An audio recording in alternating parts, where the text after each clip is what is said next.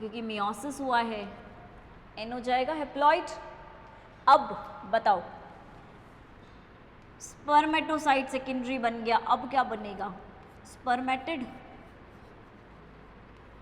Spermatid बन गया। Spermatid किसकी वजह से बन रहा है? मियोसिस सेकेंड की वजह से बन रहा है। ये आ गया मियोसिस सेकेंड। स्पर्मेटिड भी कैसा होगा?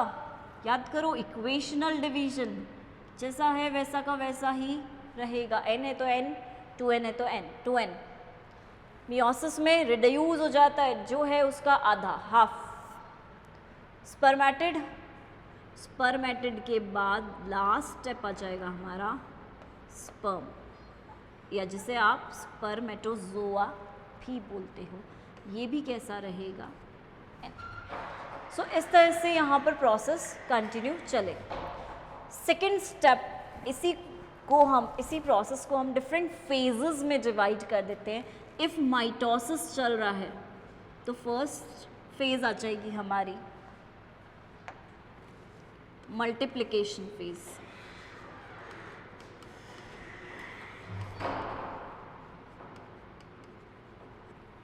Right. Secondly, multiplication means multiply कर रहे हैं, माइटोसिस चल रहा है।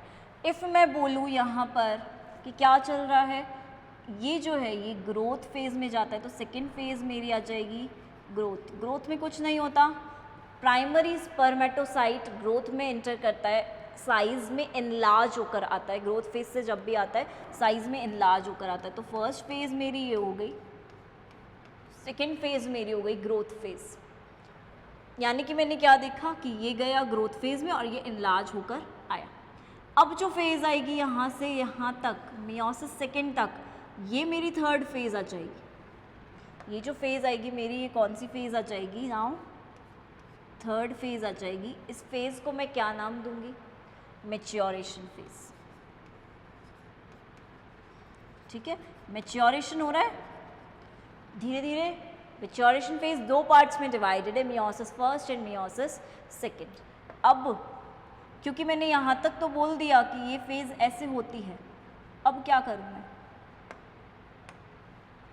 अब क्या देखेंगे, यहाँ से यहाँ तक भी एक फेज है। यानी कि स्पर्मेटोजेनेसिस हमारी फेज कहाँ से कहाँ तक होगी?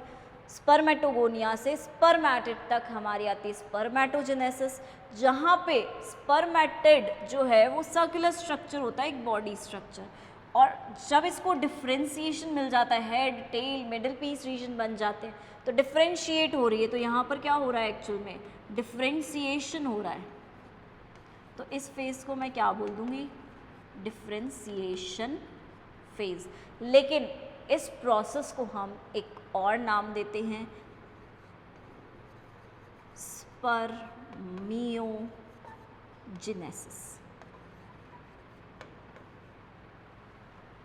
इस प्रोसेस को एक और नाम दे देते हैं हम, स्पर्मियोजेनेसिस। यानी कि स्पर्मियोजेनेसिस प्रोसेस में क्या हो रहा है? एक्चुअल में कुछ भी नहीं हो रहा, सिर्फ डिफ्रेंसिएशन हो रहा है। स्पर्मेटिड से स्पर्म का फॉर्मेशन क्या हो जाएगा? स्पर्मियोजेनेसिस।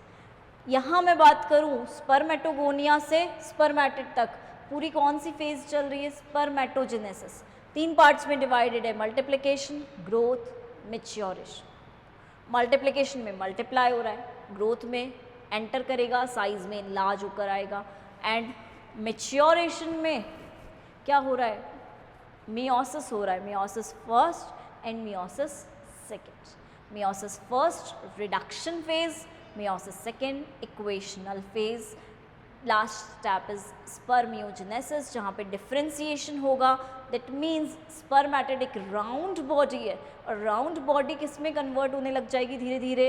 एक इलोंगेटेड बॉडी में। Head, acrosome region, nucleus, middle piece, neck, tail region, ये सारे फॉर्म होने लग जाएंगे। यानी कि एक बॉडी से डिफरेंट पार्ट्स में डिफ्रेंसिएशन हो रहा है। तो that is called as spermiogenesis. अब क्या यहीं पे देख लें, हम इनके स्ट्रक्चर को भी देख लेते हैं। चलो देखेंगे यहीं पे ही। अगर स्पर्मेटोगोनिया है, स्पर्मेटोगोनिया है, इससे डिवाइड होते जाएंगे दो से ज़्यादा। अब क्या बने? Primary spermatocyte. प्राइमरी स्पर्मेटोसाइट किस फेज़ में गए? सबसे पहले तो ग्रोथ फेज़ में, बड़ा हो गया। ग्रोथ फेज़ में जाने के बाद अब ये एंटर करेगा मियोसिस फर्स्ट के अंदर। किस में चेंज हो जाएगा? सेकेंडरी स्पर्मेटोसाइट में, मियोसिस फर्स्ट। फिर वापस से आएगा, किसके अंदर चेंज हो जाएगा? स्पर्मेटिड में चेंज हो जाएगा। स्पर्मेटिड से क्या होगा? डिफ्रेंसिएशन होगा। डिफ्रेंसिएशन के कारण क्या हो जाएगा? ये सारे के सारे डिफ्रेंशिएट हो जाएंगे एंड क्या फॉर्म कर लेंगे? स्पर्म फॉर्म कर लेंगे। और इसी स्पर्म को हम एक और नाम देते हैं स्पर्मेटोजोआ।